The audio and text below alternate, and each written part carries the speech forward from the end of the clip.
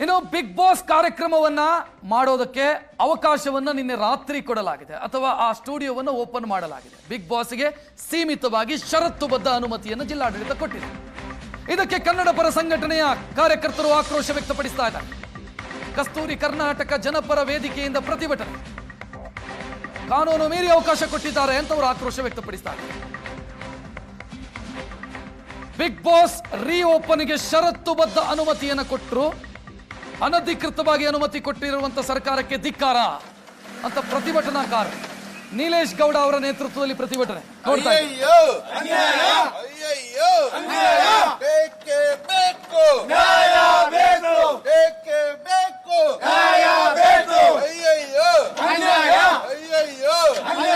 ಅನಾಧಿಕೃತಕ್ಕೆ ಅವಕಾಶ ಕೊಟ್ಟ ರಾಜ್ಯ ಸರ್ಕಾರಕ್ಕೆ ಅನಾಧಿಕೃತಕ್ಕೆ ಅವಕಾಶ ಕೊಟ್ಟ ರಾಜ್ಯ ಸರ್ಕಾರಕ್ಕೆ ಅನಾಧಿಕೃತಕ್ಕೆ ಅವಕಾಶ ಕೊಟ್ಟ ರಾಜ್ಯ ಸರ್ಕಾರಕ್ಕೆ ಅನಾಧಿಕೃತಕ್ಕೆ ಅವಕಾಶ ಕೊಟ್ಟ ರಾಜ್ಯ ಸರ್ಕಾರಕ್ಕೆ ಅನಾಧಿಕೃತಕ್ಕೆ ಅವಕಾಶ ಕೊಟ್ಟ ರಾಜ್ಯ ಸರ್ಕಾರಕ್ಕೆ ಅನಾಧಿಕೃತಕ್ಕೆ ಅವಕಾಶ ಕೊಟ್ಟ ರಾಜ್ಯ ಸರ್ಕಾರಕ್ಕೆ ಅನಾಧಿಕೃತಕ್ಕೆ ಅವಕಾಶ ಕೊಟ್ಟ ರಾಜ್ಯ ಸರ್ಕಾರಕ್ಕೆ ರಾತ್ರಿ ರಾತ್ರಿ ತ್ಯಾಜ್ಯ ಸಂಸ್ಕರಣಾ ಘಟಕ ಇಲ್ಲ, ಪರಿಸರ ಸುತ್ತಮುತ್ತ ಒಂದು 10 ಕಿಲೋಮೀಟರ್ ಪರಿಸರ ಹಾಳಾಗ್ತದೆ ಅಂತ ಹೇಳ್ಬಿಟ್ಟು ಒಂದು ದಾಖಲೆಯನ್ನು ಮಾಡಿ ಪೊಲೀಸನ ಬೋರ್ಡ್ಗೆ ಒಂದು ಒತ್ತಡವನ್ನು ತಂದು, KEB ಅವರಿಗೆ ಒತ್ತಡವನ್ನು ತಂದು, ಇಲ್ಲಿರುವಂಥ ಸ್ಥಳೀಯ ಅಧಿಕಾರಿಗಳಿಗೆ ಒತ್ತಡ ತಂದು ತಹಸೀಲ್ದಾರ್ ಮುಖಾಂತರ 2 ದಿನ ಹಿಂದೆ ನಾವು ಬೀಗ ಹಾಕ್ಸಿದ್ದು.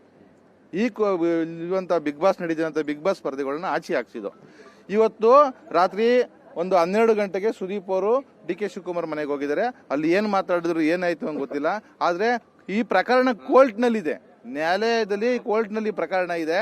ಕೋರ್ಟ್ನಲ್ಲಿ ಪ್ರಕರಣ ಮಾಡಿಕೊಂಡು ಇವರು ಕಾನೂನು ಉಲ್ಲಂಘನೆಯನ್ನು ಮಾಡಿ ರಾತ್ರಿ 2 ಗಂಟೆ ರಾತ್ರಿಯಲ್ಲಿ ಜಿಲ್ಲಾಧಿಕಾರಿಗಳು ಮತ್ತು SP ಅವ್ರನ್ನ ಕರೆಸಿ ಈ ಗೇಟನ್ನು ಸೀಲ್ ಹೊಡೆದಿರೋ ಗೇಟ್, ತಹಸೀಲ್ದಾರ್ ಸೀಲ್ ಹೊಡೆದಿರೋ ಗೇಟನ್ನು ಓಪನ್ ಮಾಡಿಸಿ 5 ಗಂಟೆ ರಾತ್ರಿಯಲ್ಲಿ ಬಿಗ್ ಬಾಸ್ ಸ್ಪರ್ಧೆಯನ್ನು ಒಳಗಡೆ ಬಿಟ್ಟಿದ್ದಾರೆ.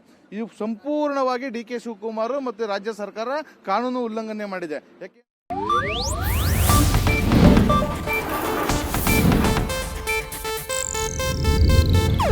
ಇದು ಏಷ್ಯಾನೆಟ್ ನ್ಯೂಸ್ ನೆಟ್ವರ್ಕ್ ಪ್ರಸ್ತುತಿ.